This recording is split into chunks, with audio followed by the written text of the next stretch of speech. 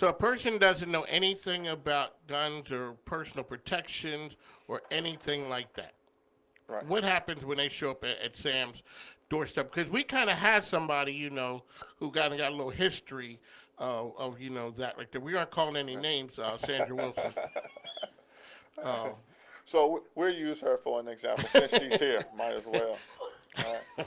So I always start with the basics. I mean, literally the basic fundamentals. I like to tell people the parts of the gun, why the gun does what it does. And a lot of times people get wrapped around and thinking that the gun is exploding, it's going to fall apart, oh, it's going to kick me. From all the videos that you see of the guns kind of kicking back, so it made a lot of people nervous. Or just watching other people make these mistakes, so it makes them nervous because they don't understand how the gun operates. So the first thing I do is just kind of get them into that zone of, all right, the gun is not here to hurt you. It's not exploding. This is why you're getting recoil. This is why that thing on top is sliding back and forth. And once they grasp that whole concept, it makes it a lot easier to get them to the range, and then they start shooting. But to me, starting there is the foundation, is getting them to understand what the gun does. okay. Besides guns, what else do you offer?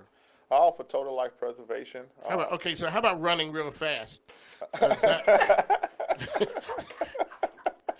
and that might have worked. That was the Mike in the 30s. This is the 60-year-old Mike, so we ain't running real fast. So besides guns, what else do you?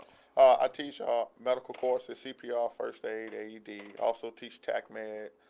It's called Stop the Bleed, emergency casualty care. So what that is not necessarily dealing with gun situations. It's just any situations where you run up on an accident or a child falls or gets cuts. And how do you stop the bleeding? An active shooter event. A lot of people want to help. They just don't know how.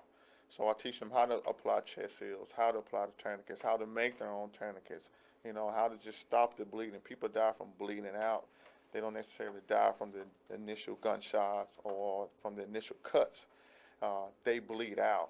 Hence, that's when people start to die. So we try to keep people from stopping the dying, teaching them that lesson. I also teach tactics, street tactics, when couples go out and about. How do we walk beside each other? Who has the firearm? Who doesn't? What happens if I'm hit and you're not? So I teach those tactics. Don't just walk into a restaurant just to sit down and ready to eat. Take a different attitude at it once you walk inside. You're looking for the ways out. You're looking for your cover or concealment. You're looking for those barriers. You're looking at people when you walk in and just trying to, hey, okay, this looks a little iffy. This guy looks a little iffy. We can always go to a different restaurant. When you walk home, same thing. You go in your house, look around. How can you have that advantage if someone breaks into your home? You'll see some people that someone breaks into their house, the first thing they do is they grab a gun and they run downstairs. Why are you running downstairs? Stay within your threshold. Stay where you're safe. Because if they're just here to steal stuff, your TV can be replaced.